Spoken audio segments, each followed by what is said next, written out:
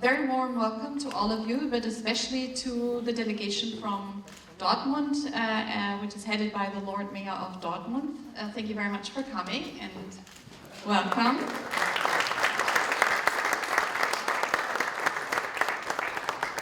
Lord Mayor Zierau. My name is Nina Lennons, and I have two hats on, invisible hats. One is that I'm the director of the German Academic Exchange Service Office for North America, the DAAD. Some of you might have heard of us. And the second is that I'm the executive director of the German Center for Research and Innovation here in New York, the DWIH New York. And I would just like to briefly introduce you to the center, and I will be very short. So we have 5 of those houses around the world, in New Delhi, Moscow, not in Rio de Janeiro, but in Sao Paulo, in Tokyo, and here in New York. Ours is by like a few months the oldest. It was founded in 2010. And we have a few primary goals. The first is to present Germany in the USA as a country of research and innovation. And we do this by giving as much information on the German research landscape that we can. And we are not only talking about universities and research institutions here, like Max Planck or Fraunhofer, but we also talk about research that is done at any kind of industries. And we also try to foster the dialogue of both research systems, the US and German research systems, including, as I said, the research that is done both in the university and academic sector as well as in the industry sector. We do a lot of events here in the house, in the German Mission. I think most of you, or a lot of you, might have been here before. This is what we call the German House, or the German Mission, and it houses two diplomatic missions. One is the mission of the Federal Republic of Germany to the United Nations, and the other is the Consulate General for the Tri-State area. Both are housed here, and luckily we are allowed to be here as well, both the DAD and the German Center for Research and Innovation, so that's wonderful for us. Just one word about the GCRI. I told you we have already been around for 8 years, but since spring last year we came under a new structure, and now the DAD, my other organization, is the lead in a broad consortium of German institutions who are all contributing through the GCRI. And just a month ago we had a board meeting, and we're able, because of this new structure, to invite new board members. So all research institutions, German research institutions that are based also here in the United States, like for example the Ruhr office, so the office that represents 3 German universities here, has become a member of our board. And so it's my special pleasure to welcome colleagues from Ruhr, especially Peter Rosbaum, who does great many events with us, has done so in the past, and now can do it with even more power because he's kind of part of us anyway. So that's really great. I'm not going to talk about the event. The only thing I would like to mention is that this cannot be done without people who prepare all of this.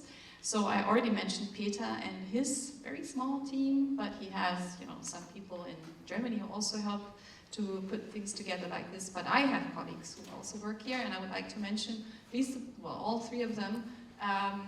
2 of them are in the room. First is the program manager of the GCRI, Gerrit Rössler. So if you ever want to do something with us, Gerrit is the one to call.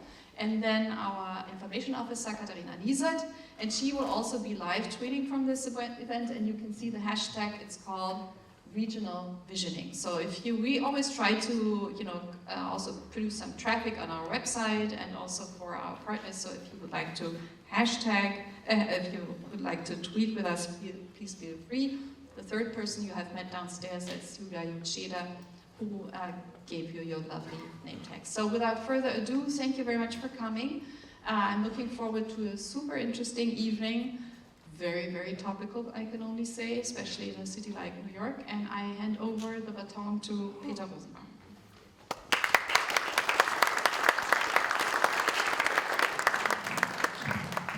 Thank you, Nina. I feel very empowered.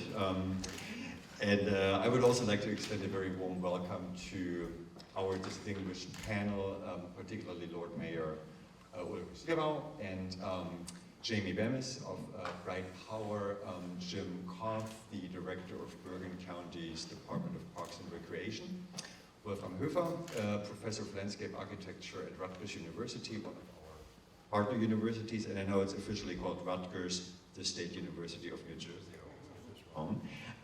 And Bettina Oberhauser, our moderator, so thank you very much for coming. And I also want to extend a very warm welcome to the delegation from Dortmund, because I know this is you on your last leg of a 3-city trip to the US. You went to Buffalo, Pittsburgh, you braved the cold and icy weather up there, and now you're in rainy New York, so welcome. And I'm glad you all made it, so safe and sound. So welcome again to New York. Today, in fact, Mr. Sierau and a few members of his delegation and myself, we had a couple of really interesting meetings, one of them with Ambassador Schulz, the deputy permanent representative of Germany to the United Nations, and one of the topics that came up was the 2030 Agenda for Sustainable Development. There are 17 Sustainable Development Goals. I'm not going to read all of them, but Goal 11 is making cities and human settlements inclusive, safe, resilient, and sustainable. So our panel discussion tonight is a very topical one. How do we in our communities, regions, countries, and around the world strengthen inclusive urbanization? How do we enhance the capacity for individual participation, group participation? How do we involve communities? How do we achieve an integrated human settlement planning and management? What are some best practice examples for including the public in sustainability efforts in Jersey? How does it work in Jersey? How does it work in Dortmund? How does it work in New York? Our group of experts tonight, they bring expertise and outstanding expertise to all of these topics, as they are all very engaged in sustainability, urban transformation, and social justice. So I'm really looking forward to listening to your talks. Let me just say a few words about the other two organizations behind tonight's event. Nina mentioned the German Center for Research and Innovation, my own organization, the University Alliance Ruhr, is a regional consortium of 3 universities in Germany's thriving Ruhr area, Bochum, Dortmund, and Duisburg-Essen. And if you take us together, we are the biggest university in Germany with more than 120,000 students and an outstanding research network with Max Planck, Leibniz, and Fraunhofer institutes. We have 3 liaison offices abroad, one in New York, one in Moscow, and one in Brazil, Sao Paulo. In addition to initiating and strengthening research collaborations and putting on events like the one tonight, we also reach out to the fans and allies and the alumni of the Ruhr region here in North America. And we also support the exchange of students and faculty by, for example, developing new programs in collaboration with the DAD, such as the Ruhr Fellowship Program. Precisely because our universities are very closely connected to industry partners, cultural institutions, and communities in the Ruhr area and abroad, we also understand ourselves a little bit like the outpost of the Ruhr area here in North America, and organize events and exhibitions that also highlight initiatives and projects that come out of the Ruhr area, as we did last February on the Emscher Genossenschaft, one of Europe's biggest landscape conversion projects. We did an exhibit, an international symposium on water resource management. So that's what we do in addition to enabling researchers to get together and students and faculty to travel back and forth.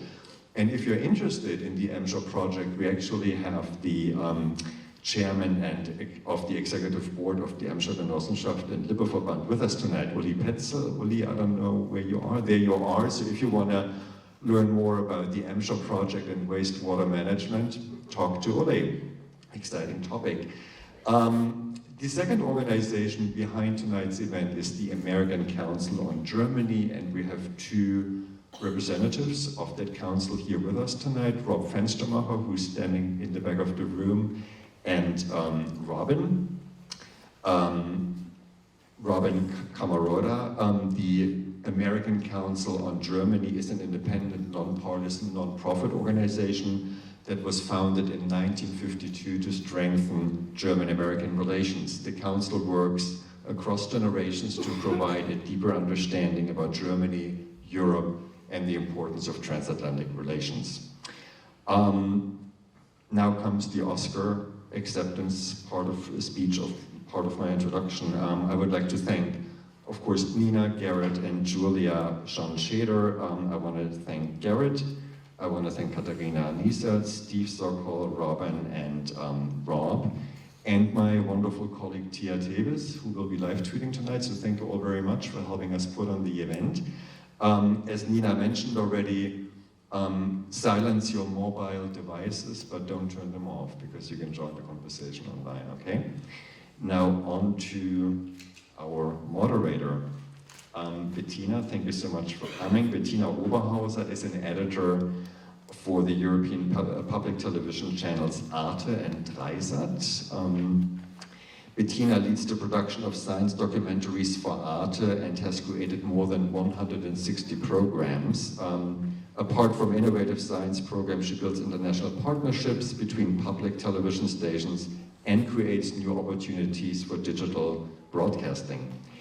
Bettina is based at Hessischer Rundfunk, one of Germany's public TV stations, where she is editor and team leader of several programs, including Xenius, a daily science program, broadcast in Germany, Austria, and Switzerland.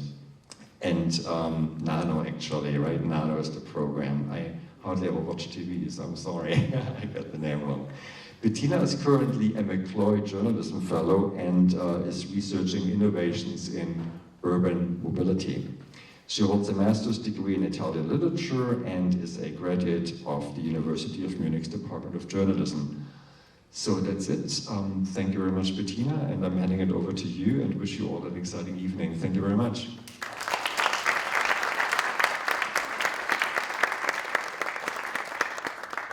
Yeah, thank you very much for the nice and vast introduction, Peter. I feel honored. Thank you all for coming. It's a pleasure to have you here for this interesting topic, and really topic which is so much up to date. With the disruption of traditional industries going on, everyone is thinking about how can we make the most of these changes. So not fear them, but make the most of them. And for heavily industrialized city regions, this is especially difficult, but difficult means a challenge, and a challenge can be faced. And today we look at two city regions who face this challenge, the Ruhr and New Jersey. So I welcome my panelists, and thank you all for coming.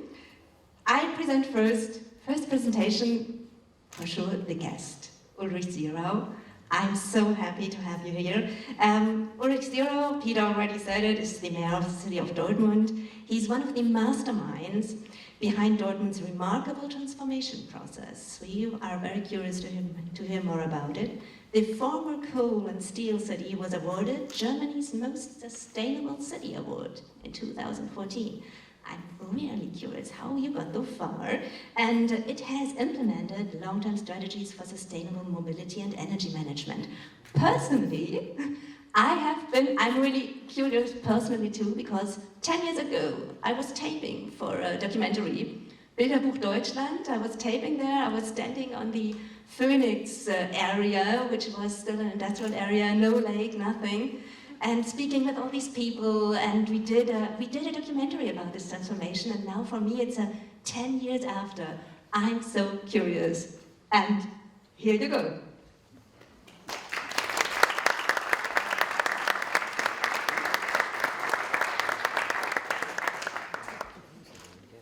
Yes, thank you, Bettina, for this nice introduction. Unfortunately, we didn't meet 10 years ago when you were to Dortmund, but nowadays it's the moment, so we are very happy to be here in New York because we traveling through the United States because we have strong relations to our sister city Buffalo. We're here to celebrate the 40th anniversary. And when we were preparing that, I ran into the former mayor of Pittsburgh, Tom Murphy, and he said, well, it's quite obvious that Pittsburgh and Dortmund are quite similar, and we have lost a lot of steel works when the steel mills were closed down, and you started that process a little bit later. And I have told you our strategies, and you said that your strategies in Dortmund are quite similar to what we do here. So once you're around, just pay us a visit. So we said, okay, we are around Buffalo, so we'll go to Pittsburgh. At least according to American distances, this is just around the corner. For us, it was a little bit of a 3-hour bus trip. Anyway, it was cold outside, and we felt quite cozy in the bus. And we were always remembering the running gag of our trip, we are very lucky with the weather. So in the end, we were very lucky with the weather when we arrived here to New York, because it was, well, compared to what we experienced in Buffalo and in Pittsburgh, it was really hot. So we are here now because many people told us, well, once you're in the United States, you should go to people in New York who are interesting, and they could help you to cope with the structural change in Dortmund. So that we would give a presentation about what we have achieved so far was not part of the program. This was just the chance to come into a conversation. So I'm startled, I must say, that so many people are here this evening. Thank you for coming, and I hope you will be satisfied and not disappointed. We had a few talks today. Just before, we've been talking to one of the global managers of Cisco. He was sitting, I think it was Hawaii, or was it Florida? It was, at least it was a very nice conference we had with him, but it was so engaging that we a bit lost our time, but now we're here. Well, what's been done to Dortmund? Transformation. You will give transformations on New Jersey and other places. Well, to give a presentation on Dortmund is a bit problematic and difficult because hardly anybody knows Dortmund. If you say you're from Dortmund, then somebody says, oh, Dortmund, I've heard about that. Unless you come from there, or unless you're interested in soccer, then perhaps you have heard of Borussia Dortmund. Well, this in the case is always a kind of door opener, but Dortmund is much, much more than soccer. It's the next aspect that people say, oh, well, this is coal mining, this is steel cooking, this is beer brewing, that's a Ruhr region, there's machinery building, and it's good soccer. Well, nothing applies, even not good soccer. Well, this is done since last Sunday, actually. But we don't have any coal mining there. We don't have any steel cooking more. We have only steel production with steel that's been produced somewhere else in order to qualify it. Well, we have beer brewing there, but we are drinking more beer than we brew, so we have to introduce it and bring it from sometimes Sauerland or some other regions around. Machine building, yes, that what we did before was excellent, but it's not asked from the market anymore. But now we have new machine building, pump building, for example. One of the global champions, he's housed, his place, headquarter is in Dortmund, Velo Pumps.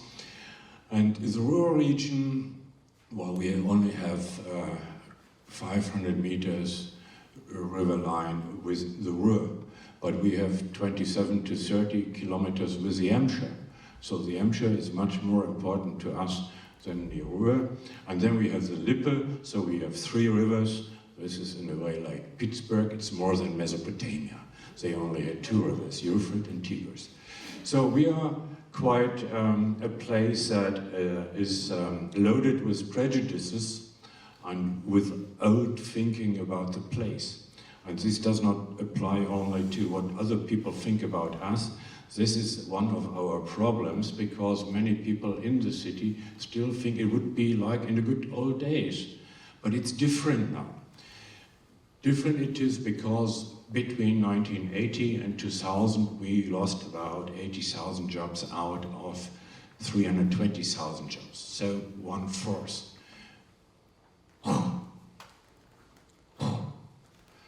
80,000 jobs, well-paid jobs, people who were proud of what they have been doing: coal mining, steel cooking, beer brewing, machine building.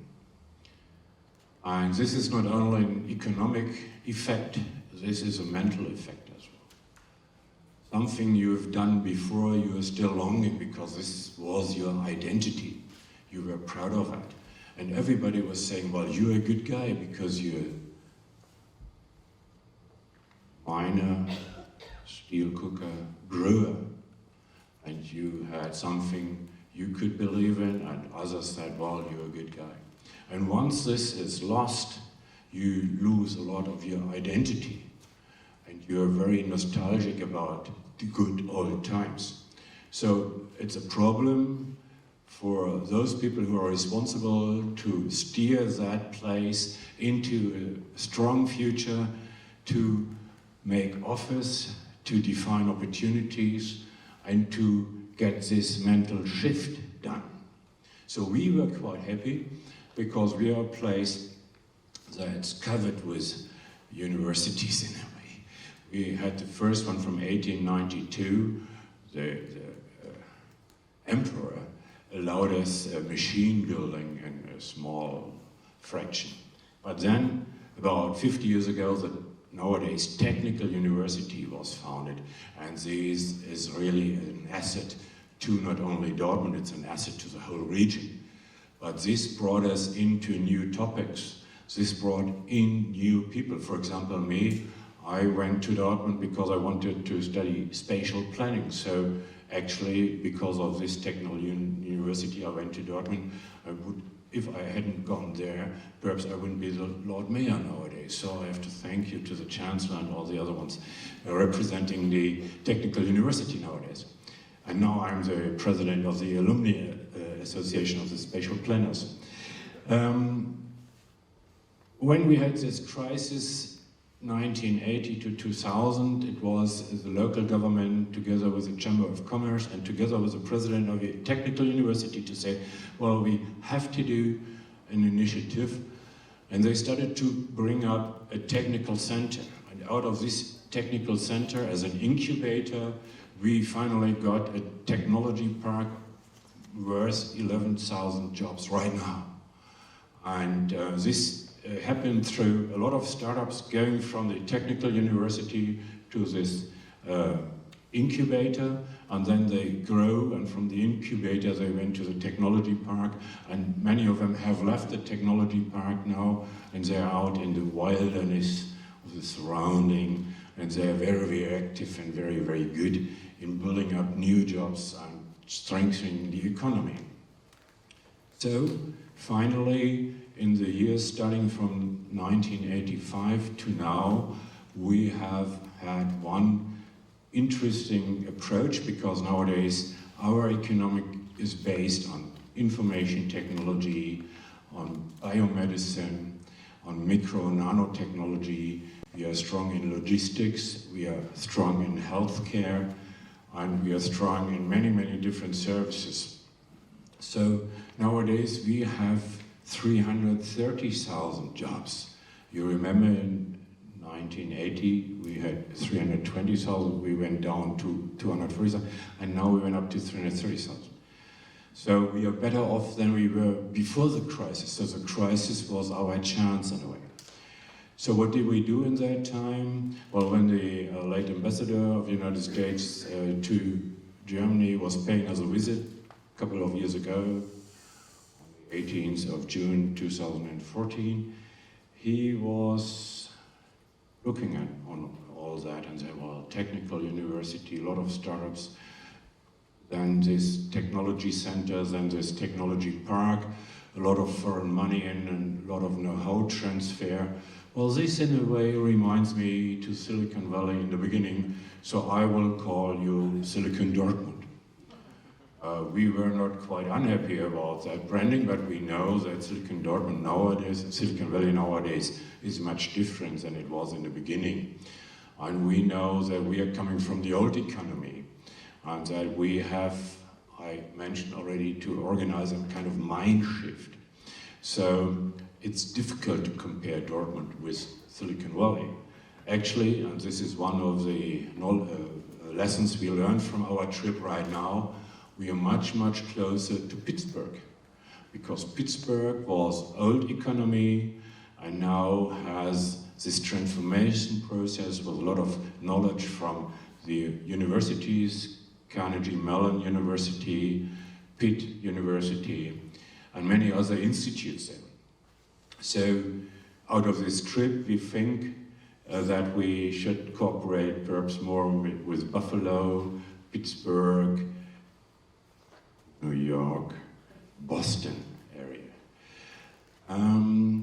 Okay, we met Bill Peduto, the Lord Mayor from Pittsburgh, and it was like coming home to Pittsburgh, because when we met each other, he said hello, I said hello, and then I said why we are there, and he said, well, I signed every word you said. And then he described his strategy, and I said, well, this is our strategy actually. So we're joining forces in a way. So what we did? We could have had said, well, it's 80,000 jobs away. This is fate. We don't bother. But what we did was we brought in, I mentioned already, this new technology center, but we did many, many more things. And I personally only became a member of the municipal council, also councillor for planning, environment and housing in 1999. And then we got a new mayor, my predecessor. And he said, well, what can we do? And he invented Dortmund project. And he said, we're taking all the derelict plants from mining, steel cooking, breweries, those we can buy, we buy, and we are going to develop them for new jobs, housing, ecological orientation. And this is what we did.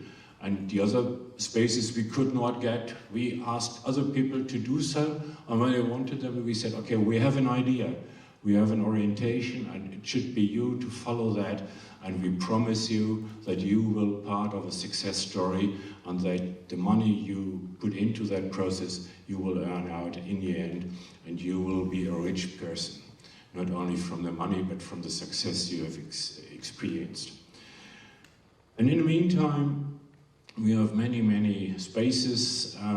I could tell quite 2 or 3 hours, but I will focus on the one you just mentioned.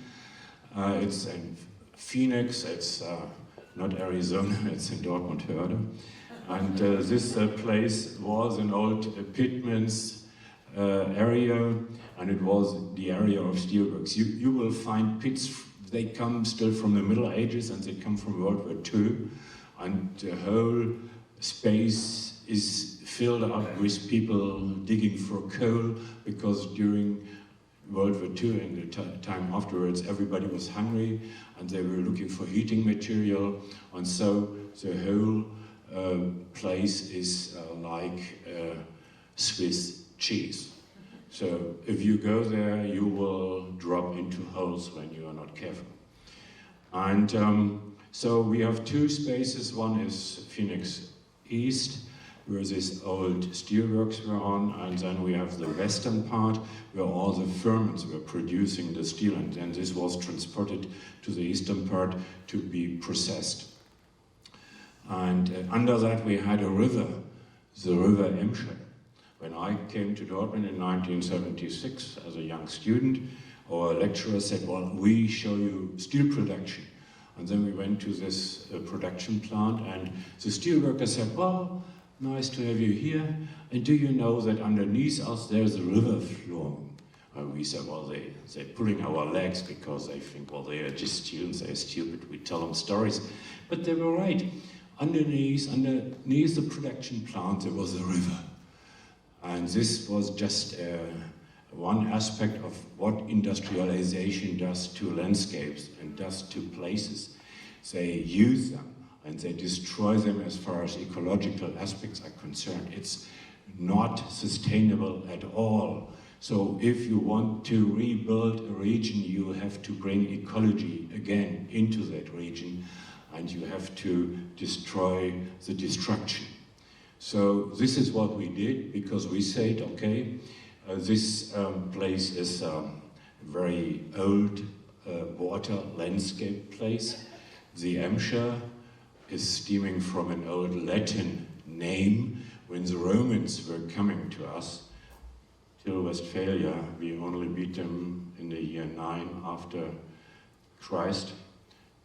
In the year 9, after the change of time, the Romans were defeated by the Westphalians, so we are very stubborn people. We didn't want to be Romanized, and we sent them home, and the Romans said, well, we have a river going in curves. It's many curves, ambiscara. So it's like the meander in Asia, but the meander doesn't exist anymore. But the Westphalian meander, ambiscara, the Emscher, it's still existing. And we brought it back to the sky. And we said, okay, this is one of the aspects of the reorganization of the space, urban space.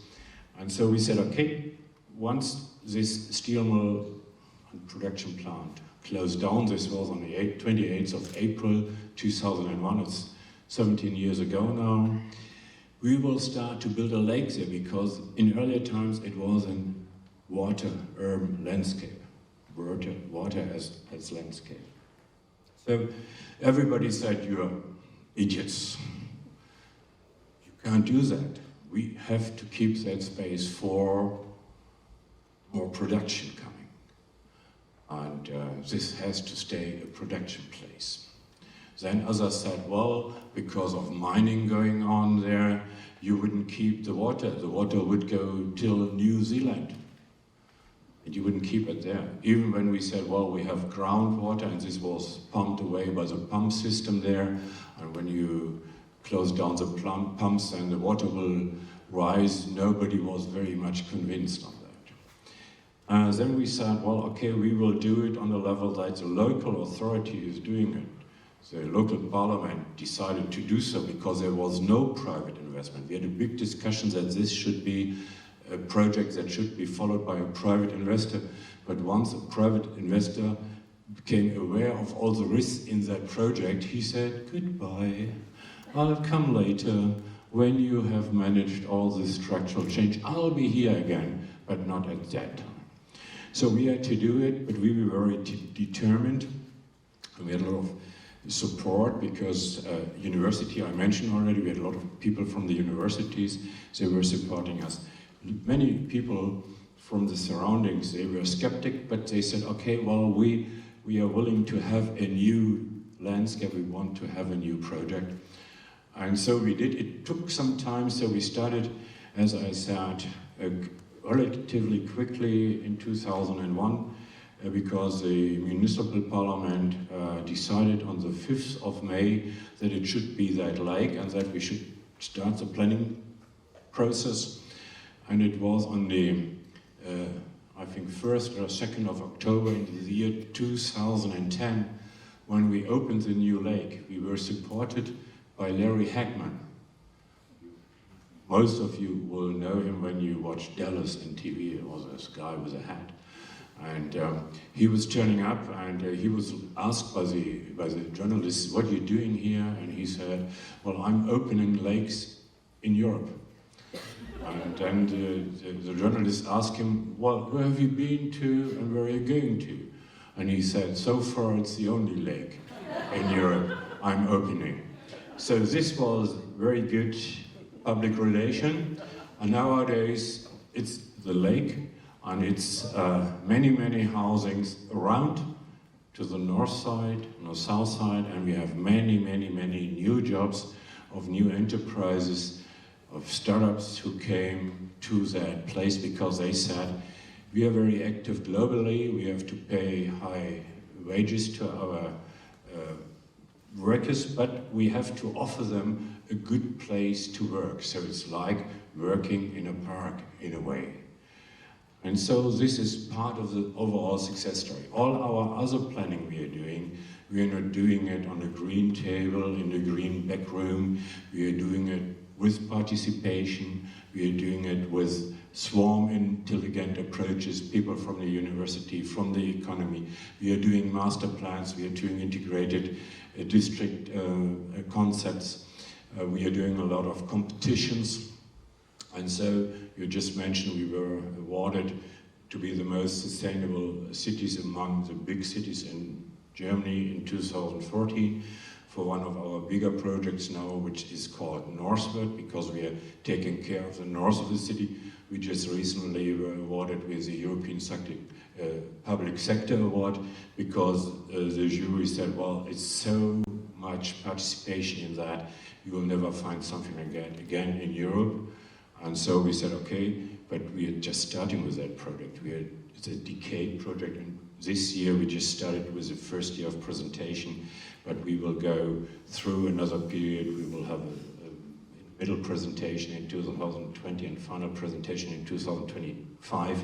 So we think that until then we will have achieved much more projects, much more ideas, much more private investment into that area where in former times hardly anybody would go, but because of Lake Phoenix project and investment there, people believe, and that is something that is necessary, that they believe into the future of the place where you're working for.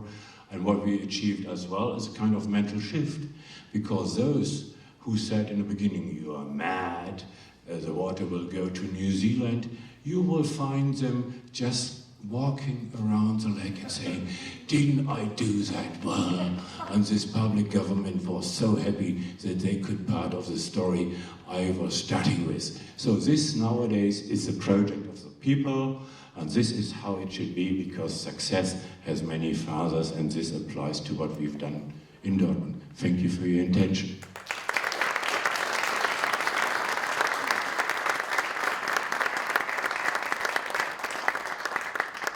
Thank you so much. Yes, and it's a great stop and a great point to give over to Jamie Bemis. It's all about the people. By the way, I don't know from what city regions you are here in the public, in the audience. Who's from Dortmund? Okay, oh, we have even more Germans than Americans. Who is from New Jersey? Okay, New York City. Okay, rest? Someone else? Okay, so kind of mixed. And well, Jamie Bemis lives in New York. She works, her mission is to make affordable housing more sustainable. And she, like me, she is a McCloy Fellow, and well, like I'm here in the United States for research on mobility, she was in Germany for research on Energiewende. And I'm very curious what you found out and how you get the people, how you can get people involved for sustainable housing, for sustainable energy. Here you go.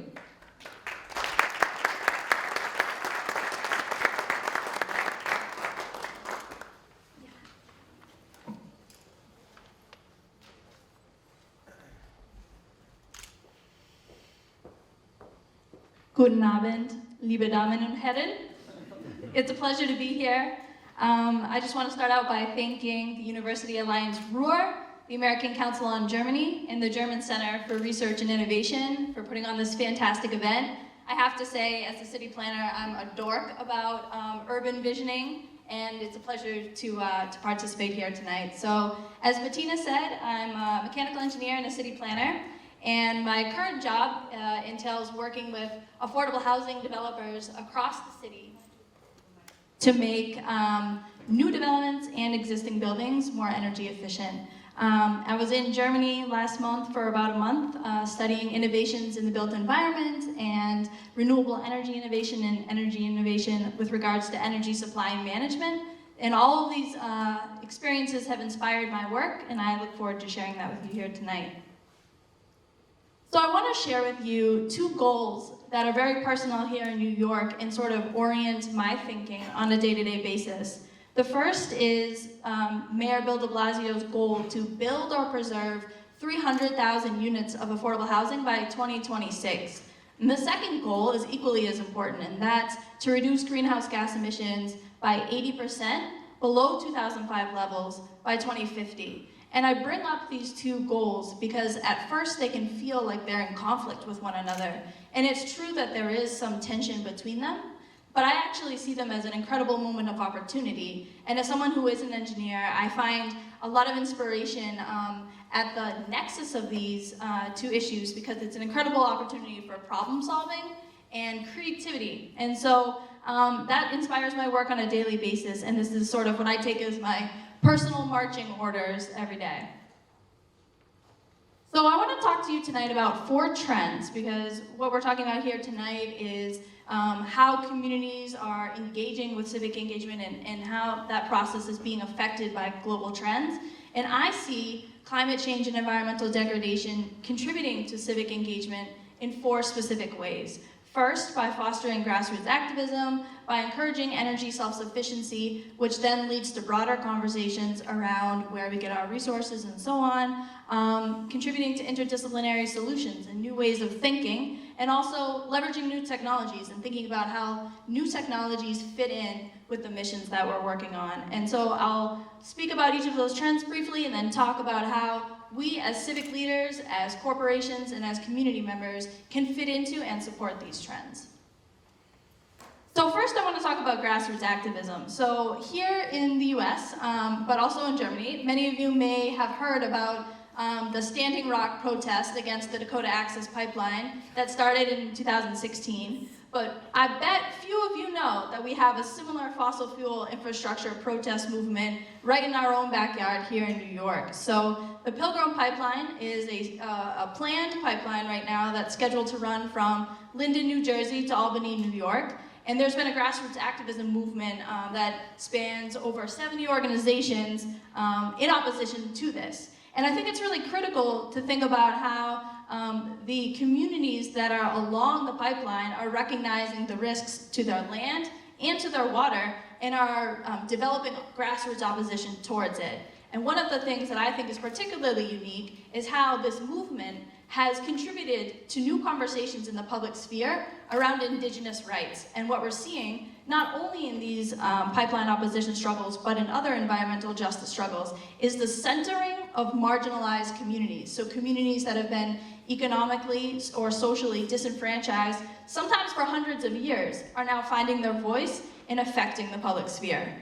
The second I want to talk about is the New York City divestment campaign. So this has been something that has been 5 years of grassroots struggle, and finally in January, Mayor Bill de Blasio announced that he's going to divest $5 billion of the public pension fund from fossil fuels, and will be suing 5 of the fossil fuel companies that obscured evidence about climate change impacts. And this again is an example of how the tension between bottom-up activism and top-down legislation and how that interacts. And I think also what's really exciting about the divestment campaign is that it's a moment of awakening for folks to think, not only am I recycling or is my building energy efficient, but also, where do I store my money? Or where does my pension store its money? And so those deeper questions, I think, are really a moment of reckoning for us right now.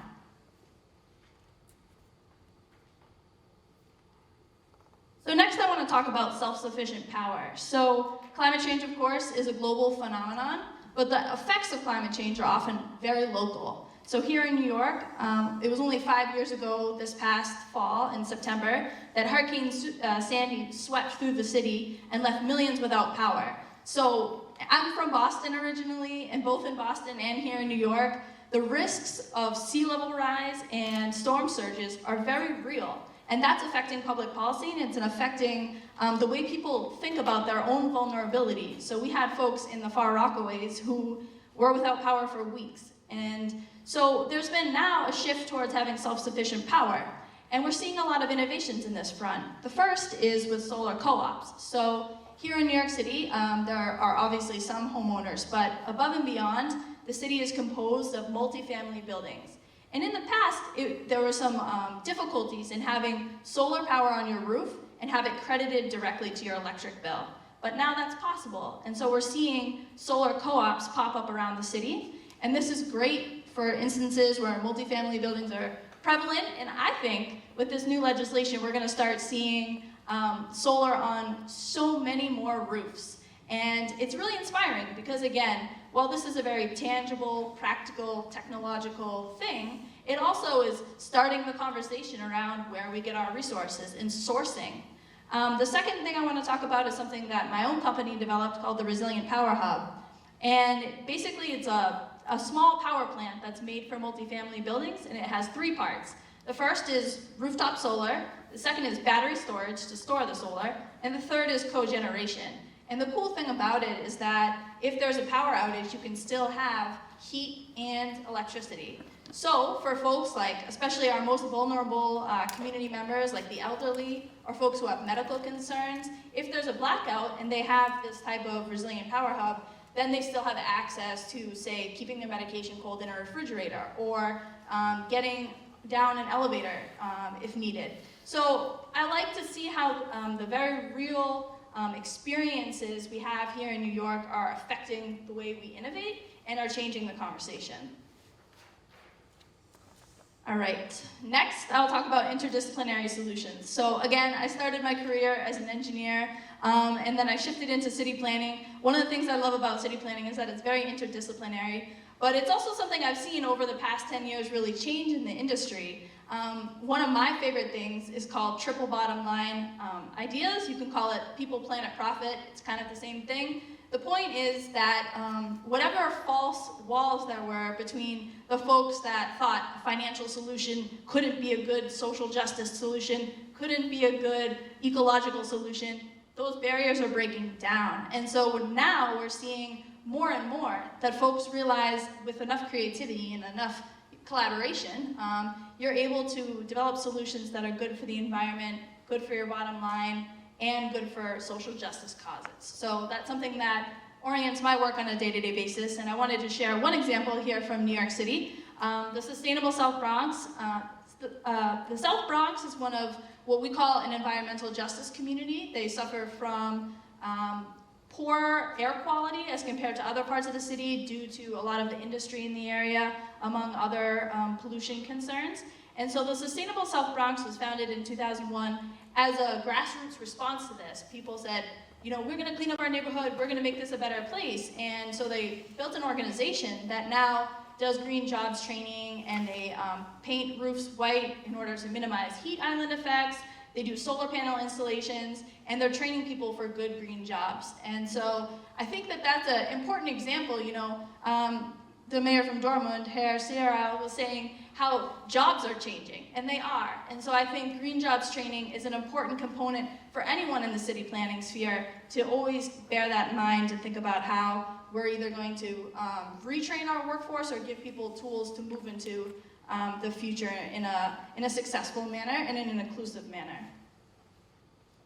And then the last trend I want to talk about is leveraging new technologies. So a lot of the challenges that we face, they're new, but they're not that new. I mean, we've known about climate change for a while, but what we see is technology changing so rapidly, and all of a sudden we have tools at our disposal that we didn't have before. So I want to share 2 examples about how this is playing out in my field. The first is called the Brooklyn microgrid.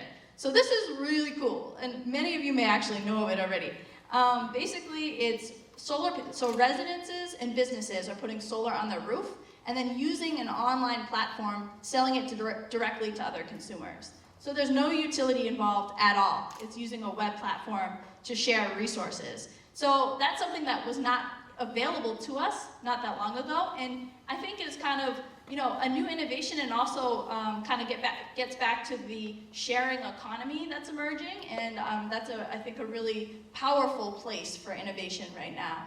The second thing I want to talk about is called VADR. It stands for Value of Distributed Energy Resources. You don't need to remember that, but the point is that here in New York, we're doing utility rates for renewable energy production that are based on both time of day and geographic location. And the reason that that's starting to happen is because as renewable energy production starts to become a larger and larger portion of the electric grid, you need to balance the grid more effectively. So now we're able to incentivize people for producing power when it's a time of the day where demand is also high. So that's an innovation that we wouldn't have had without the technological sophistication of the past few years, and I think it's definitely going to change the renewable energy industry here in New York. So then I just want to kind of conclude by talking about how we can fit into and support these trends. So I'm sharing some personal examples here. Grassroots activism, I think, as someone who has technical skills and who works for a company that is subject matter experts, one of the things that we do is share our knowledge and make our resources and tools available to folks who don't always have those. So engaging with grassroots activism and sharing knowledge and information. Then with regards to the trend of energy self-sufficiency, engaging with that and contributing to that dialogue and that trend, and we contributed a technological solution. Next, with interdisciplinary solutions, I see this as the only path forward in terms of triple bottom line frameworks, but also just exploring new ways to solve problems, I think is a huge opportunity of the moment. And then finally, leveraging new technologies. So one of the things that we do at my company is real-time energy management. So we're able to tell a building owner or a building operator how their building is performing in real time. So you don't have to wait till the end of the month till you get your utility bill before you know if you have a water leak. So in conclusion, I just want to reiterate that I think today the challenges that we face are incredibly immense, but I also see so much hope in the many wonderful things that are happening around us. And just in terms of discussion topics, I think that one of the things that I really would like to see is those of us who work in this field create spaces for the exchange of ideas, both physical and virtual, and how can we come together more often and more effectively to share and to grow together. And then contribute tools and resources to existing areas of innovation. I'm inspired by how many things are happening, and I think what we need to do is give them the nutrients they need to keep growing and flourishing, and then finally scale up pilot projects. So if the Brooklyn microgrid, where is that going to go next, and what can we do to take it to the next level? And that's all I have for you tonight. Thank you very much.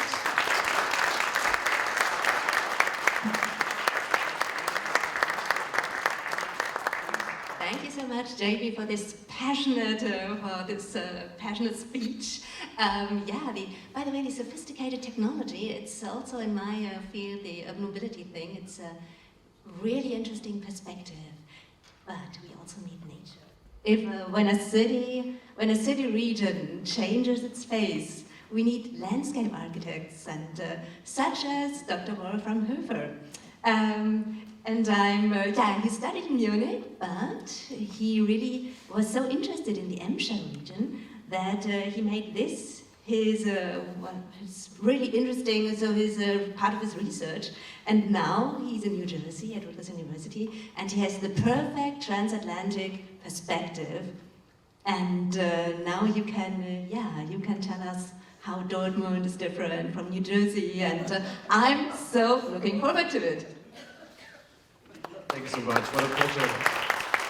And I have to admit, when you talk about nature, you usually don't think about New Jersey, actually. Our nature is very specific. My interest, and you're right, my interest in post-industrial landscape started when I was a student, and I did actually my diploma thesis about the Emscher Park. This is how I got to know that region, and sometimes an academic sticks with the topic for more than 25 years, and that's me. My interest in these regions and transition actually brought me here to Rutgers, to New Jersey, and I'm super delighted to be part of today's conversation, and for that, I would actually like to make those 3 points. First, I would like to introduce New Jersey to our guests and friends from Dortmund, because I'm sure when you think you're flying to New York, most of you are actually flying into New Jersey without knowing it. Like when you fly to Newark, right? That is New Jersey. And comparing the polycentric region with our bipolar state, and I mean actually that term. Second, I want to make a couple of comments on the ongoing transformation process that can only work with successful community engagement. And I can tell you the Pilgrim Pipeline is something where the community engagement is challenged in a way where sometimes these topics can actually totally overblow a process. And that is where this becomes, where the whole grassroots activity and the community engagement process that is guided by government or is trying to do good government, they are sometimes not on the same page. And for somebody who believes in ecology and informing and supporting the grassroots organizations of the environmental community, we are challenged on this note. I just want to see Beth nodding. Like Dr. Beth Rabbit, my co-director in the Center of Urban Environment Sustainability, and we together work together with environmental groups in New Jersey trying to support good government. And we do that, that's my third point, touch about how an academic institution like Rutgers can be a moderator for that transformation process. And I would actually be curious how the rural universities are thinking about having an active engagement in communities. And that would be a nice conversation to have in the future. But first, let me get you across the Hudson to New Jersey. We are a bipolar state, and in actually two ways. First, we are between the poles of New York and Philadelphia. Actually, we are the one where the train runs through. While the rural region is a true polycentric region with major cities like Dortmund in the region, our most important centers are out of our state. It is very obvious that this situation generates significant commuting obstacles. And of course, it's great to be close to Philadelphia and New York, and also very, very many attractive places within New Jersey, but the traffic can actually be really depressing. And that's what I mean with bipolar here. So the maps also show how suburbanization in the south is oriented to Philadelphia, in the north towards New York. And the numbers illustrate that New Jersey is slightly larger than the rural region. However, the population density is roughly in the same ballpark. But the really biggest difference is the number of municipalities. Colleagues from the rural region sometimes are lamenting about the difficulty to coordinate 53 independent cities and municipalities when large regional problems need a regional approach. But let me say, just imagine dealing with 383 only in North Jersey. That's a different story. A main similarity actually is our industrial heritage. George Washington and Alexander Hamilton discovered the Great Falls of Patterson during the War of Independence. They were totally aware of the fact that the United States of America could only succeed with a substantial industrial base. Hamilton realized the potential of the waterfalls as an energy source and established a society of useful manufacturers in 1791. The organization acted like a developer. Patterson started with silk manufacturing and later evolved into an industrial center, like, for example, the engine of the Lindbergh plane that ran, the first one that went across the Atlantic, that came from Patterson. Just, you know. But also, New Jersey always had a focus on technical innovation from the early days on. Think about Edison and the Edison laboratories, they are in New Jersey in Orange. And I think about, for example, the Hackensack Waterworks in Oradell, which are a great example of American engineering, but also an example of civil engineering in order to develop water treatment for the growing population to make this growth actually possible. The technology used were exemplary, and the technical innovation was absolutely remarkable there. And because of the economic diversity that New Jersey had from the beginning, and the close proximity to the centers of New York and New Jersey, the declining industries, which actually started in New Jersey much earlier, like World War II was the kind of the date when New Jersey was really losing massive economy, like massive industrial production. That was basically out of there. However, this was replaced by other service industries. Today it's like a lot of biochemical engineering. So the loss of industry was happening much earlier and was replaced much earlier. So this is why New Jersey is not considered part of the Rust Belt like Pittsburgh or Buffalo would be. Although we share a very similar burden.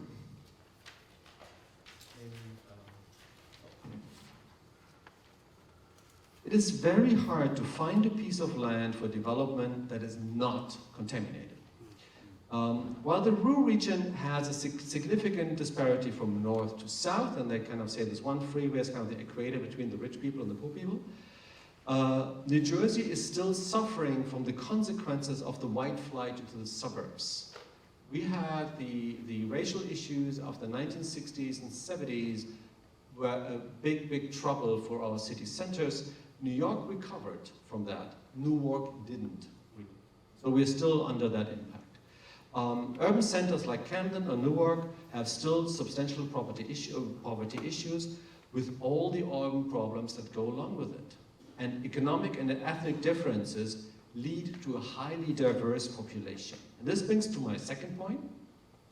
How can community engagement happen that is absolutely essential for successful regional transformation in a very fragmented society? For New Jersey, diversity has tradition.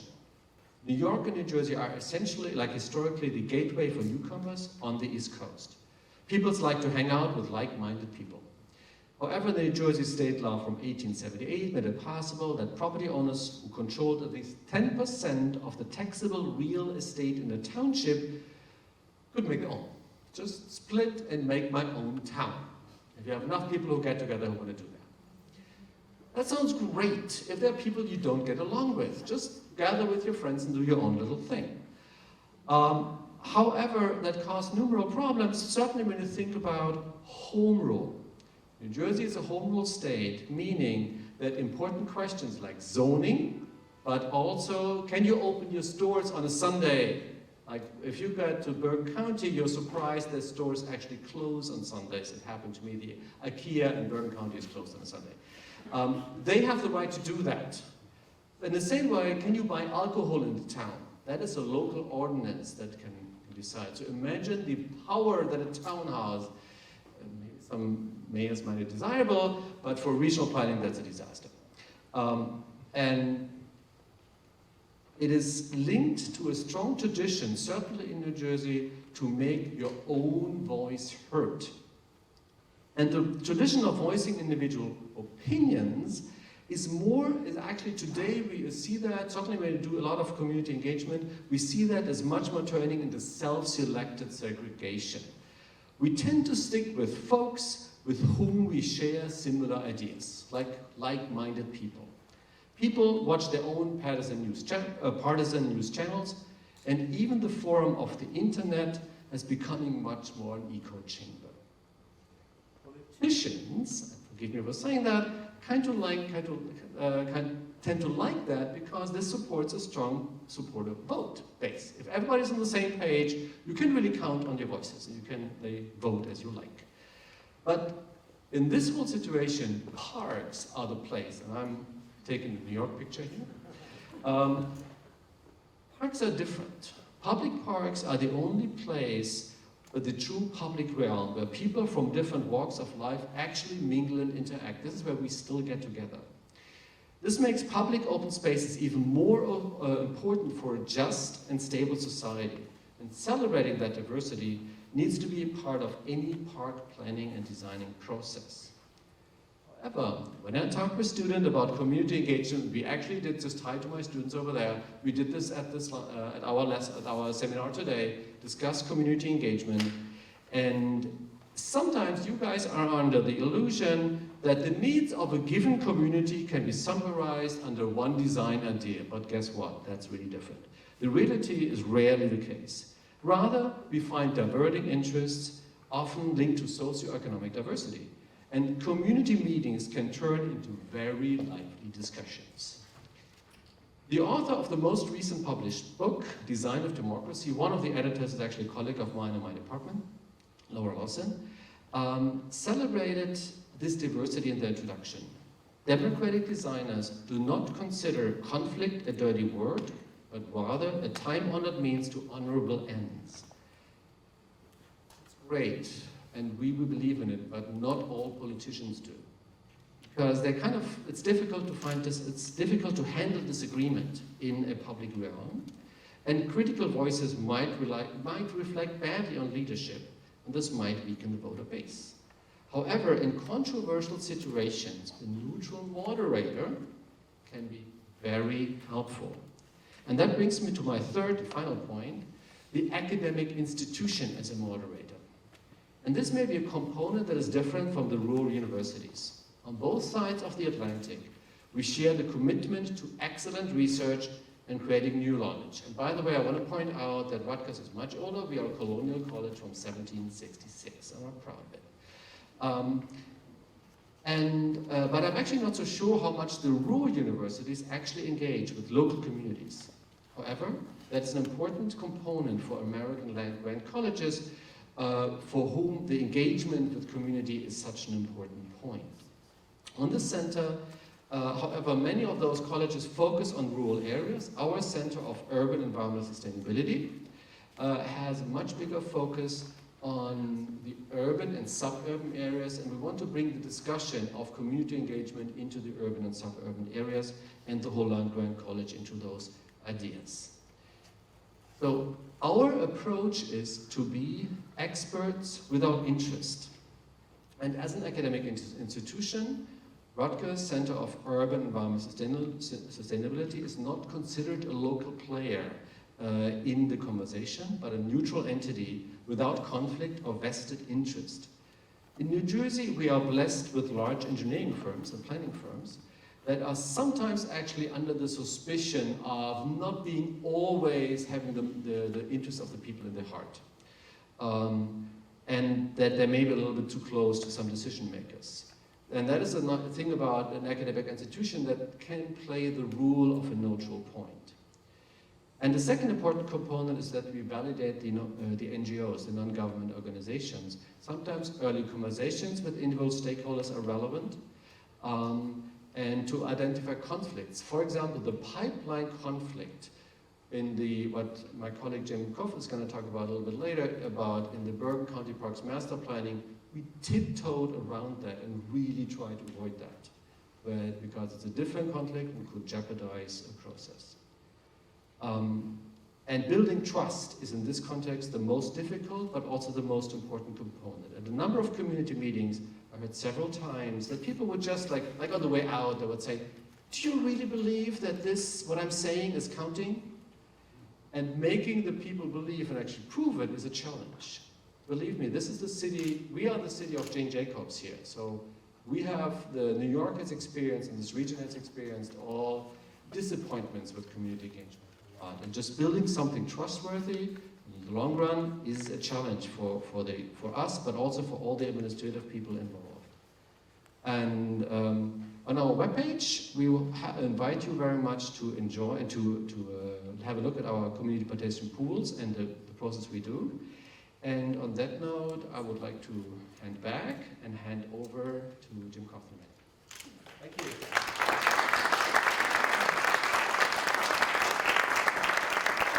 Thank you so much. Wow, so many municipalities. That's really hard. And I think, James Koff has really a hard job and is very busy because he is the country's director of Parks and Recreation. And you have a lot to moderate and you have to be very diplomatic. So, just a question to all of you first. When we said here it's about building trust and about social conflicts, and we talked about the increasing gap between the rich and the poor. What do you think? Is the trust into the institutions, is it rising? Then please put your hand up. Or is it falling down? What would you say? More trust in institution right now? What's your observation in your city region?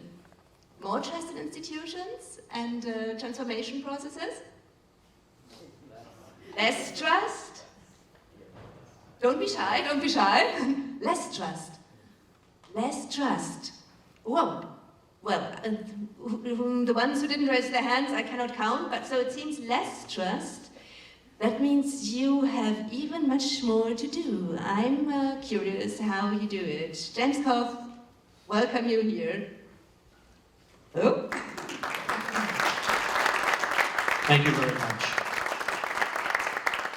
So I'm going to compile in my talk, it's really focused on that community engagement and community outreach and how easy it is.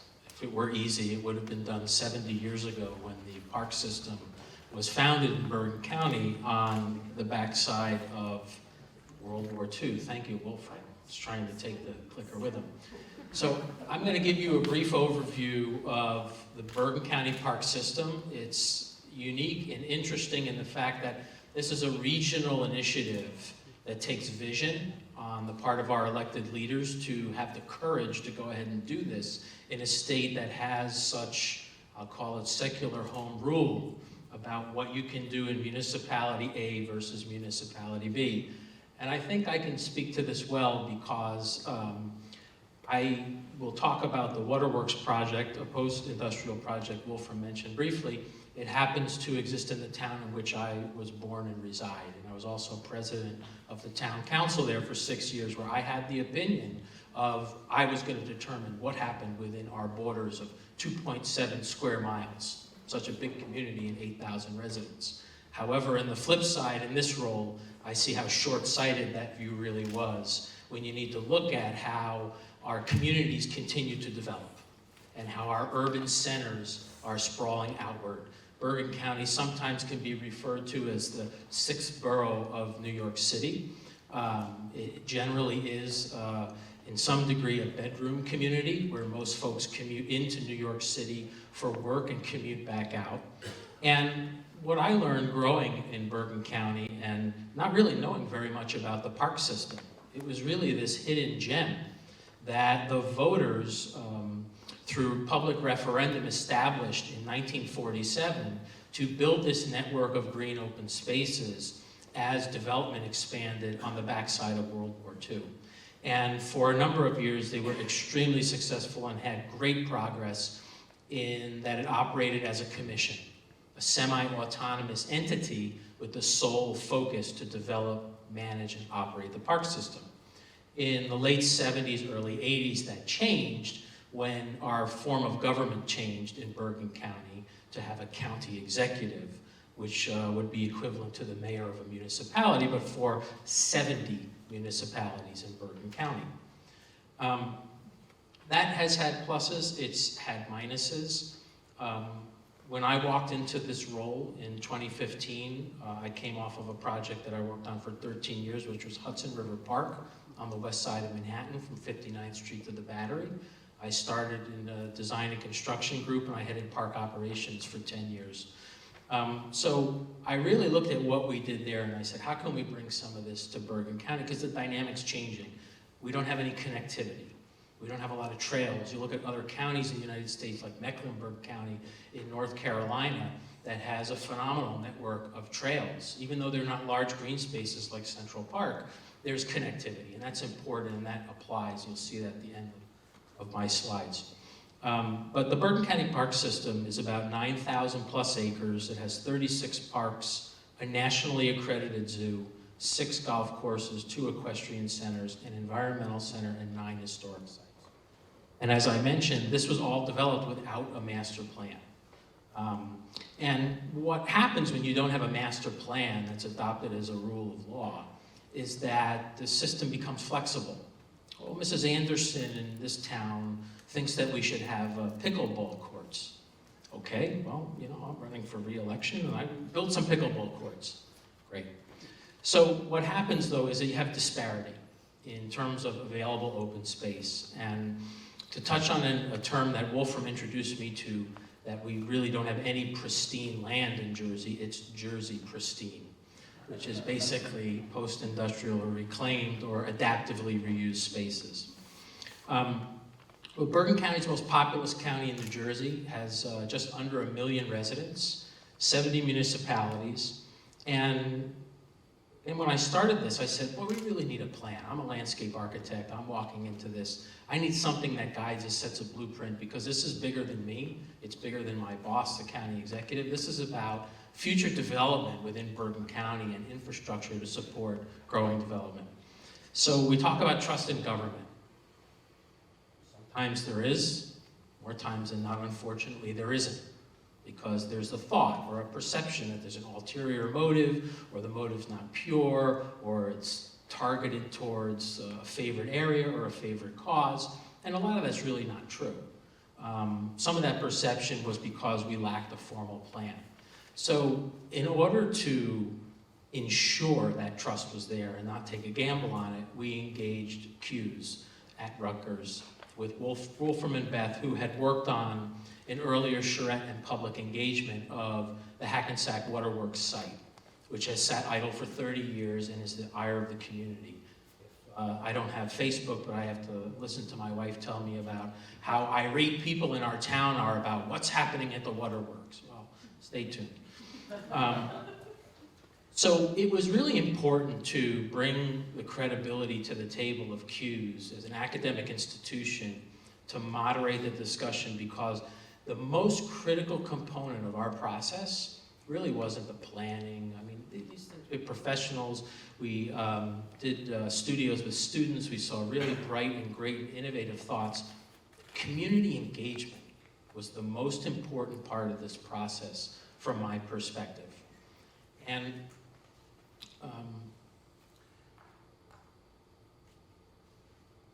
in Bergen County, we have a number of different landscapes, from active recreation to passive recreation. And there's different needs and there's different desires. And you can see quickly here in this slide, from 1861 through 2012, in the figure ground analysis, the black represents developed spaces. There's not a lot of undeveloped spaces left. We also have a disparity of open spaces. Wolfram talked about a specific road that was this dividing line or the equator. We have that. It's called Route 4. There's more densely developed areas which are starving for open space and need it the most. And we have areas that have multi-acre lot development for single-family residential McMansions that we have half of the park system within. So one of the things this plan tries to do is to seek some balance and some direction. And comparing the development diagram on the left to the existing parks on the right, there's a lot of disparity there. Now, these are only county parks. These aren't municipal parks, which is something else that we looked at as part of an overall analysis of green space and open space in Bergen County. So public outreach. We did an online survey. We hosted in excess of, are we at 10 now, public meetings? 11 public meetings, soon to be a 12th as we wrap our process up. We really took this show around the county to the different municipalities to engage the community. So outreach and engagement are very different things. The outreach really is the act of saying we're going to do this. The engagement is actually capturing their interests. And while on the prior slide it talked about some 2,300 participants in the survey, I earlier said that there's almost 1 million residents in Bergen County.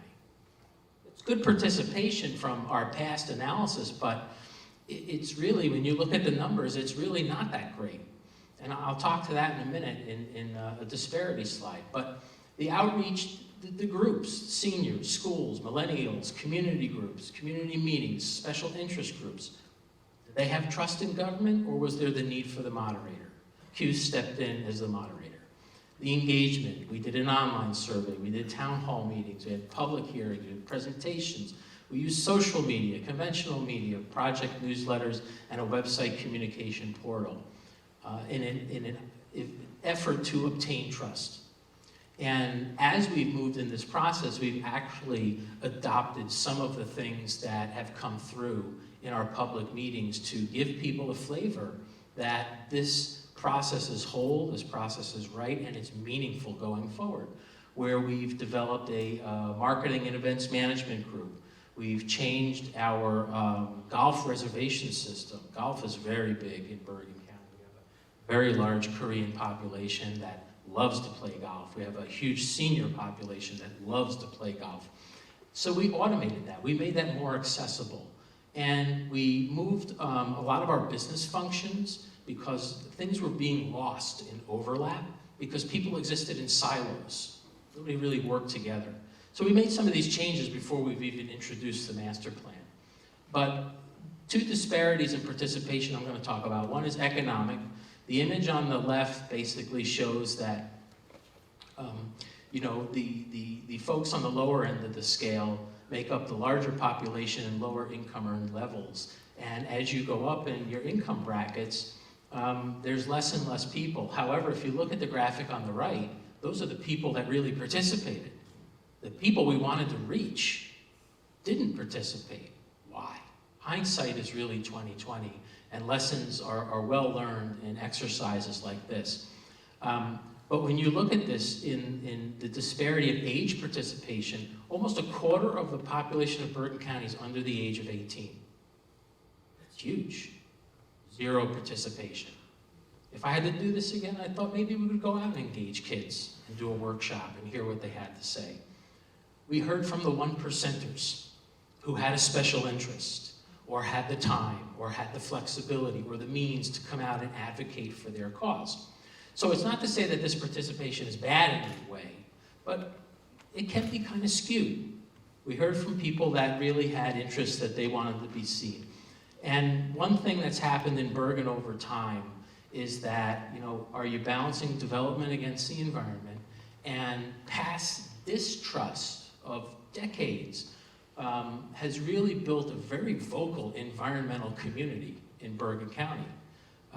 We talk about Pilgrim Pipeline. Huge issue. Part of Ramapo County Reservation, which is over 4,000 acres of parkland, is scheduled to be bisected if this pipeline is installed. Very, very controversial. But the resounding common theme was that everybody, almost 90% of the respondents said that parks enhance their quality of life. I take that as being essential infrastructure towards future development. We've introduced new events that have had thematic programming. The image on the lower portion of the slide is Ramapo County Reservation, which really gets overrun on the weekends. It's not natural on the weekends. There are so many people. And the question came up in our process, we need more parking. Well, okay, but if you provide more parking, are people really experiencing what they went there to experience in the first place? I don't know. Our survey also identified a number of diverse areas of interest. But as you can see by some of the arrows highlighting categories on the left, walking, nature walk, hiking, dog walking, bicycling, these are really things that the seniors that came out to the meeting or the 1%ers said were important to them. There's not a ball field in Bergen County that's underutilized on a weekend. We're starved for field space as it is, but it's shocking to see that that's not represented here. So when you think about all these interests and all these needs, do they turn out to be conflicting interests or user conflicts? This is a pet peeve of mine where we have this vocabulary of signage that's like offensive. It's like when you drive on the turnpike and they have the sign that has all the rules for the use of the turnpike in .2 print, and it's expected that you read that as you whiz past it at 85 miles an hour. So this is ironic and comical in a way, but part of this process is to figure out how to improve this. So one of the things we said was we need to define areas within our parks and what's the emphasis of that park? How does it make a meaningful contribution to Bergen County's open space network? Well, we came up with 4: social and cultural parks, golf, which is a large part, 1,600 acres of our system, nature parks, and neighborhood parks, which are smaller and could be more commonly construed as a municipal park. Typically, parks in Bergen County were constructed at the county level because no one municipality had the means to do it, or it spanned multiple jurisdictions of multiple towns. Then we came into our park typologies, and this is a diagram on the right that shows existing parklands, which the hatched lines are saying, hey, there's missed opportunity here. Some of these things exist, but they're not managed in a cohesive way. So as the county parks department, it's really up to us to have leadership and vision to go try and put these things together, even though they're not all part of the same family. But the typologies that we came up with were anchor parks, These are much larger parks that have a destination such as the zoo, such as our Overpeck Park, which is our largest urban park and is built on top of a landfill. But is there anything there that talks about urban reclamation or what happened in a landfill like is done with New York City at Freshkills? Absolutely not. Why? I don't know. I think somebody just didn't think about it. And those are the types of things we need to improve upon. Linear parks, which really follow stream corridors, abandoned rail corridors, these are important for connectivity purposes. Linear parks also, one of the reasons that they selected certain tracts of land when they started to develop the system was for flood control. And with the rains we had on Monday, we had some flooding and the waterworks went underwater again. A lot of times when you don't have the flood, this is usable green space. It's not fit for housing stock and other things. So this is another thing that we looked at. And then our local parks, which really complement municipal open spaces. And of course our golf, which helps us through the revenue we generate, substantiate the costs of running the park system. So 2 maps were developed. One was a park emphasis map, which talked about all the different park areas existing and proposed and which of those categories that they fit within.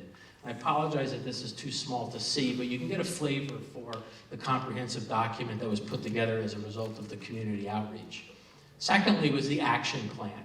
What should be done here? What could be done here?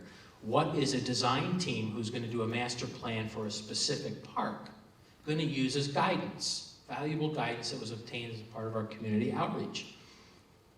Some people don't even understand what a master plan is.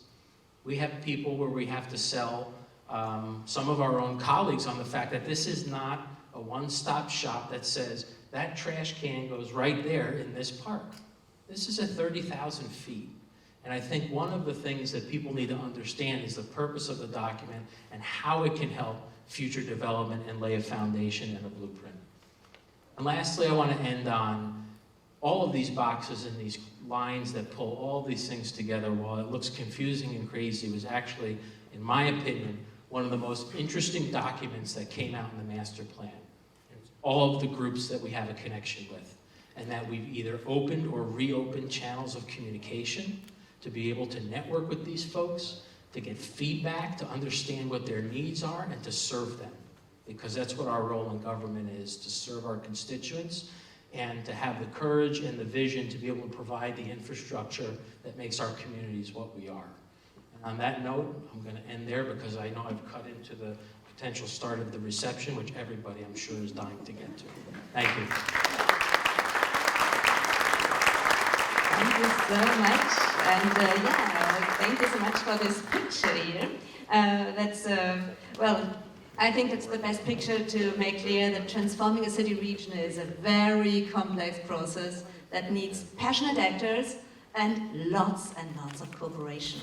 I have many questions. I'm sure you have them too. Luckily, we have time during the reception, and I'm sure there will be great conversations. Before we go to the reception, just one very quick question to all of the panelists, and please just answer with just one sentence. I want to make a short outlook with you into 10 years from now. I can tell you for my research project that maybe we will come here by robo-taxi. Imagine that we meet in 10 years and the same topic. And what do you think? What will have changed? The major change 10 years from now? I know it's hard. Well, this is as far as New York is concerned, I suppose. No, in Dortmund. 10 years from now, well, it is, for me personally, I'm really impressed what happened to Dortmund since I was there 10 years ago. Yeah, okay. And standing where now there's a lake and speaking with the people who lost their identity and lost their job, and now there are jobs. I know this is hard. 10 years from now, the major change that you would like to tell us. Yeah, but you said one sentence. Yes, I agree. Well, I'm happy about that, actually. Otherwise, it would be a very long scenario. Well, we happy at that time in 10 years. And you should all visit us. Thank you so much. Jamie, 10 years from now, what would you like to tell us? And, well, based on vision and prediction. Yeah, I think 10 years from now we'll see solar panels on every roof in New York City, or maybe not every roof, but most roofs. And for me, that will be a really visible indicator of some of the other changes that will be happening as well. But that's a beautiful vision I hope to see. Thank you. Wolfram? Well, 10 years from now, I think we have a comprehensive environmental planning in New Jersey. And we will also have landscape architects as a guidance profession when developing actually public parks, which is not the case. 10 years from now, James? So I think that in 10 years, if this plan can generate the grassroots efforts to understand green infrastructure and how that helps economic development and support quality of life, that if a lot of these forward-thinking initiatives in this document can start to come to fruition, we've done a fantastic job. Thank you so much. Looking so forward to see you in 10 years or earlier. Have a wonderful reception. Was so great having you here. Thank you, Bettina. Thank you, all of our speakers. And 2 minutes from now, the reception. So please join us downstairs. Okay, thank you very much for coming.